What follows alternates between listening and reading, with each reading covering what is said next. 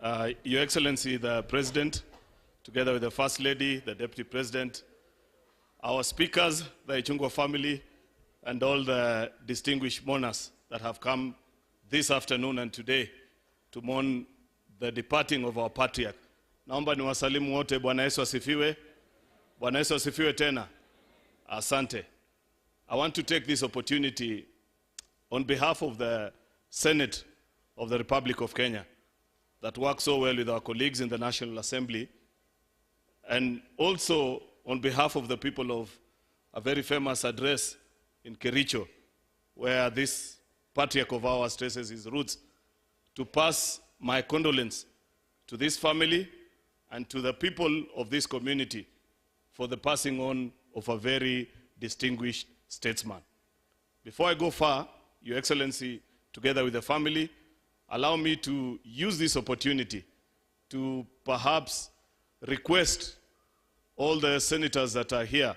I know quite a number of them have actually come in the last few days. I saw so many, led by the youngest colleague of ours, Senator Oburu Odinga, who came here a few days ago to pass his condolence to the family. And so many others that took their time. I have seen there are quite a number. I think just like our colleagues in the National Assembly, you'll wave from where you are. Thank you very much. Quite a number of them have come here today. Secondly, I will say that this is a very special home for us, especially those of us that belong to the UDA family. Many people may not know, but besides the current residence of the then Deputy President, if there is a home that we frequented and spent a lot of our time during the COVID days and the days that we were in the wilderness trying to find the proper way to where we are today, we spent those days in this home in the company of this Mzee. In fact, I said this last week, and Ichung'wah, you recall that UDA as a party, if it was to have a home address of where the decision to depart from our former party and move to UDA was made, it was in this particular home where we are today. At that time, His Excellency the President, the eternal optimist that he is, still believed that it was possible to mend ways and find comfort where we belonged. But 90% of the team that he led at that time believed that our days were over. And that decision was taken in this home. And after that, as you all know, we moved from here and God granted us success. So I can confidently say that this is a blessed home. The things that we planned here, Mungu alitusaidia na tukafaulu. Ya pili, Your Excellency, ni kwamba kama vile imesemwa na Mheshimiwa Kimani Ichung'wah alinikumbusha wiki hii wakati tulikuja, kwamba mara mingi tulikuwa tukikuja nyumbani hapa, mzee alikuwa anatupatia nyama na hiyo kitu ingine walisema walikuwa naongeza. There is one time, and it was the only time it was served, because nimesahau jina, but Kimani told us, alisema sijui inaitwa nini. Tuliletewa sisi wote na ikaeko kwa vikombe hapa. Na sababu sisi kidogo huwa tunaangalia kwanza kiongozi wetu anafanya nini, niliangalia na wewe hukuonja hata kidogo. Lakini kuna rafiki yangu mwingine na nimekaa karibu na yeye kwa sasa hivi, ninajua alionja, and I can confidently say his contributions in the meeting that day were not very useful.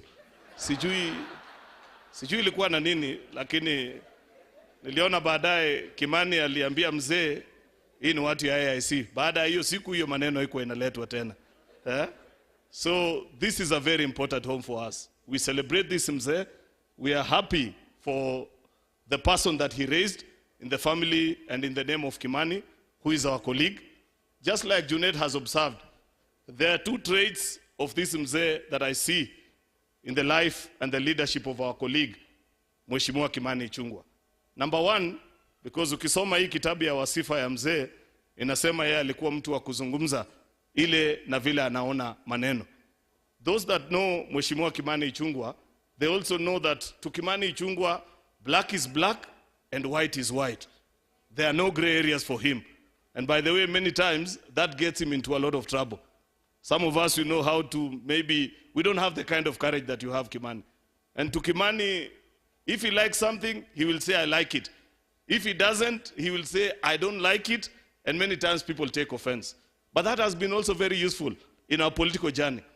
I will also live to recall when I was reflecting here that a few months to the election, when a certain decision was made, which, whether it was right or wrong, time has lived to prove who was right.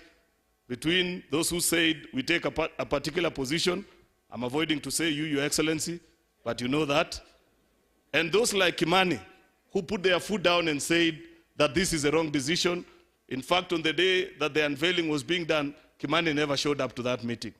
And when I called him to say, please, you're a team member, once a decision has been made, you have to live by it. He told me, Aaron, you know me very well. For me, black is black and white is white. That is a wrong decision.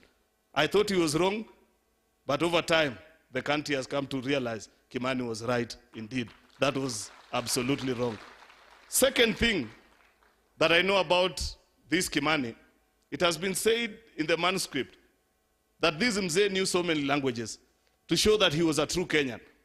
I will tell you, especially those of our colleagues who maybe don't serve from our political party, that sometimes when coming up with political decisions, you need local knowledge. Say, we need it from the perspective of the locals. That is a mistake that you never make with Kimani. If you want to ask things from a national perspective, you ask Kimani Ichung'wah. But you will never ask him something to say, ebu tupatie, watu wenu, jamii yenu, inasema namna gani. Kimani will never give you that answer. That is a trait he picked from this particular Mzee, knowing that we exist as a country and all these other things are just languages that we use to trade and transact. I celebrate that about this particular Mzee. Lastly, Your Excellency, just like Junet has picked certain things that perhaps you need to improve, Mheshimiwa Kimani, from the life of your father, I would not have picked that particular one that Junet has picked. But I know for a fact that